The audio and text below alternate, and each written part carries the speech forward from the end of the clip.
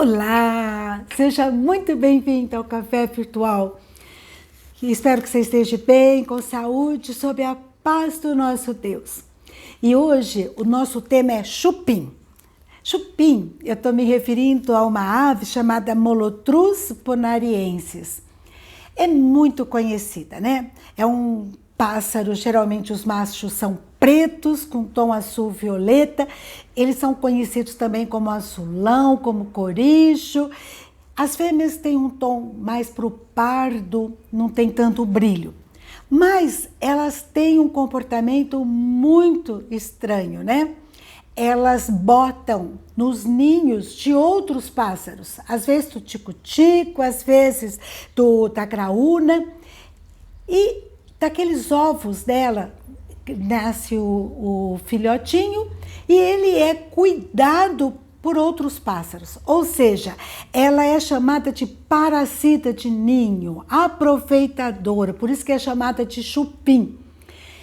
Mas tem muita gente que faz isso, não é verdade? Tem muita gente terceirizando o cuidado com os filhotes, né? Às vezes terceiriza para televisão, às vezes terceiriza para creche, para igreja, vai terceirizando e não vai cuidando dos seus filhotes.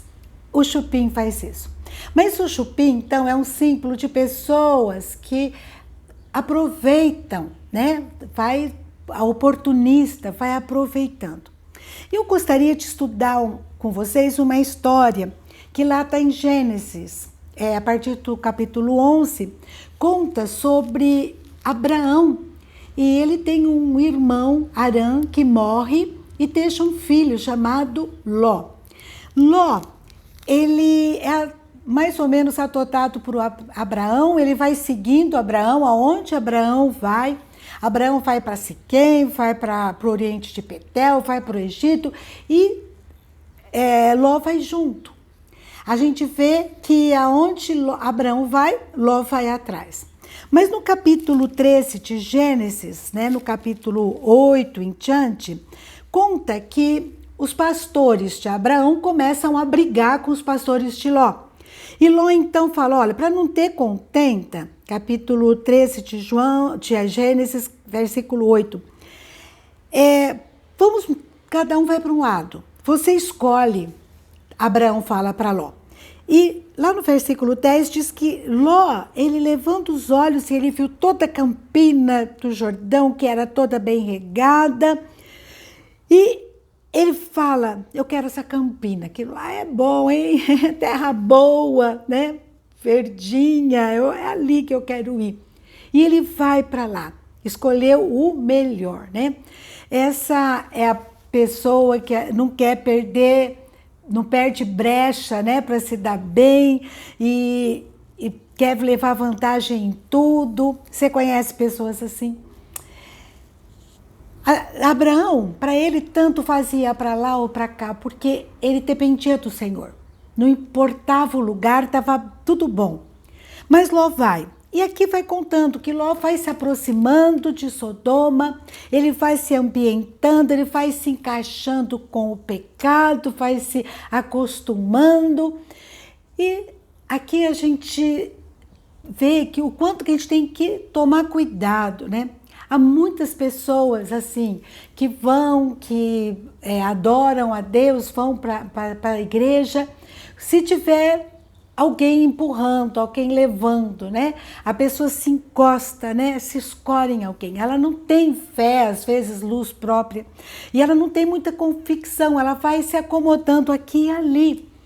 É como aquela história da rã na chaleira. Lembra? A rã, se você coloca a rã num pote com água quente, ela pula.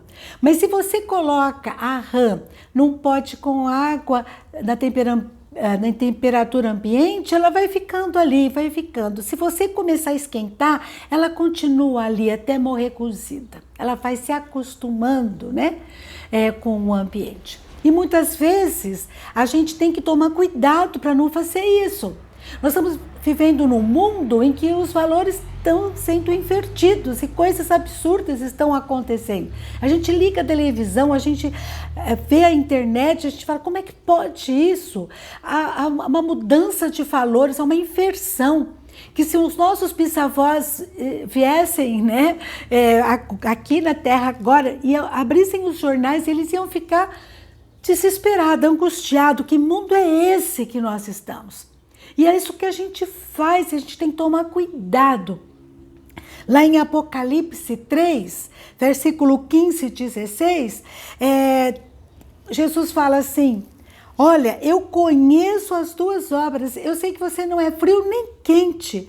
Melhor se você fosse frio e quente, porque você é morno, não é frio nem quente. Você me causa nojo, eu estou a ponto de vomitar você da minha boca. Ai, meus amados, como nós precisamos tomar uma posição junto a Deus, né? Uma posição séria, convicta. E Deus, a gente vê que Ele dá oportunidade para Ló. Ló, ele é levado cativo, ele é preso, ele é saqueado. Abraão se envolve, vai lá defender o sobrinho, né? Um coração bom, né? Mas ele volta de novo. Ele é liberto, ele volta de novo para Sodoma. E ele vai se envolvendo mais ainda, porque ali agora ele se torna juiz em Sodoma e as suas filhas começam a namorar pessoas nativas de lá. Mas Ló, mesmo na posição de autoridade, de juiz, ele não faz diferença. Ao ponto daquela cidade, né, Sodoma, Gomorra, eles estavam uma coisa absurda. Uma coisa absurda. E às vezes, né, há pessoas que têm muita liderança lá fora, é juiz, é promotor, tantos cargos ilustres, né? Só que na sua casa, ele não tem autoridade para levar Deus, para ser um construtor de altar na sua casa. Ele vai levando as coisas, né? Ele não influencia positivamente o ambiente que ele está, mesmo com posição de autoridade perante os homens. E ele é influenciado, é volúvel, instável, né? Pessoas que a gente não pode confiar. Nós temos que nos afastar de pessoas assim. Encrenca. Amós, capítulo 3, versículo 3, diz assim, andarão dois juntos se não houver entre eles acordo? Com quem que você tem andado? Melhor amizade, melhor relacionamento, melhor profissão, melhor atividade é aquela que nos leva mais perto de Deus. Que a gente possa, onde nós estivermos, influenciarmos as pessoas, falarmos de Jesus, né? E levarmos as pessoas e também irmos cada dia mais perto de Deus e da sua vontade. Deus, ele olha aquela situação de Sodoma, ele fica horrorizado. E ali está Ló, se acomodando. E ele então, nós temos lá no capítulo 18 de Gênesis, né? Que Deus fala para Abraão, que está aborrecido com Sodoma. E diz assim, Gênesis 18, 20, com efeito o clamor de Sodoma e Gomorra tem se multiplicado e o seu pecado tem agravado muito. Então, Abraão começa a interceder junto a Deus pelos homens. Senhor, e ele fica ali, né? Abraão permanece na presença de Deus e fala, Senhor, se tiver tantos justos, o Senhor vai destruir. Daí vai falando, né? No capítulo 18, e ele está falando, e os anjos do Senhor vão até Sodoma. E Ló, ele recebe, né? Aqueles dois anjos, ele está na entrada, né, assentado, Ló, na entrada da cidade, ao anoitecer, e quando ele vê aqueles dois anjos, ele se prostra, rosto em terra, e convida aqueles homens, né, para ir na sua casa. Só que, olha que coisa tremenda, absurda, capítulo 19 de Gênesis, fala que os homens lá de Sodoma cercam a casa, tanto os moços como os velhos, e querem abusar dos anjos. Então, Ló chega para aqueles homens e fala: rogo-vos, meus irmãos. Daí, primeiro ele se prostra perante os anjos, depois ele pede, né? Conversa com os sodomitas ali, como se fossem meus irmãos. E ainda fala um absurdo no versículo 8 de Gênesis 19: eu tenho 2 filhas virgens, faz o que vocês quiserem. Que coisa absurda, o que passa pela cabeça de Ló, né? Ele está se perdendo, ele está perdido. E daí os anjos falam: olha, faz com que aqueles homens fiquem cegos, né? E os anjos falam: nós vamos sair daqui, nós vamos levar vocês daqui, porque Deus vai destruir esse lugar. Vocês querem avisar mais alguém? E Ló então avisa seus genros, no versículo 14. Mas os genros não levavam Ló a sério, começam a achar graça, né? Achar que é piada. Olha que ponto que chegou Ló, se afastou de Abraão para a terra que ele achou que era melhor, que ele podia se dar bem, e ele vai se afastando, se acomodando ao pecado. Que coisa terrível, ao ponto de vacilar, inclusive, para sair de Sodoma. Ele vacila. Então, os genros acham graça, acham que é piada. E no versículo 16, como porém se temorasse, pecaram os homens pela mão, a ele, a sua mulher e as 2 filhas, e começou a arrastá-lo para fora de Sodoma. E diz: não olhem para trás. E a mulher de Ló, ela olha para trás e vira uma estátua de sal. Gente, olha o que acontece com pessoas que vão se afastando de Deus, da sua vontade, vão se acomodando, vão tendo valores diferentes, né? Vão se perdendo. Oh, meu Pai, que isso não aconteça nem comigo, nem com você. Que a gente não dependa do outro para orar. O crente 6 horas, né? 6 horas por mim, que você possa se afastar, se colocar no teu quarto, orando por você, pela tua família, que você não fique escorado na fé de ninguém, que você vá em busca de Deus, que você busque a Deus, que você faça a vontade dele em todo o tempo. E olha, Ló então fica com as suas 2 filhas, perde tudo. A ganância traz perdas. E aqui ainda fala em Ló, em Gênesis 19, 36, que Ló ainda, acaba tendo filhos com suas próprias filhas. Elas embebetam Ló e têm filhos com ele.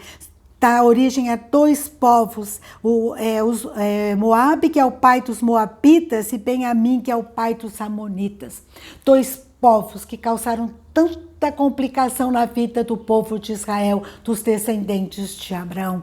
Como nós temos que ter cuidado com as pessoas que estão em nossa volta. Aqueles 2 povos foram entrave para a vida de Israel. Quem negocia com o pecado, que nem Ló ali negociando: eu vou dar minhas filhas virgens para você. Gente, é confusão, é encrenca. Que a gente não seja chupim, né?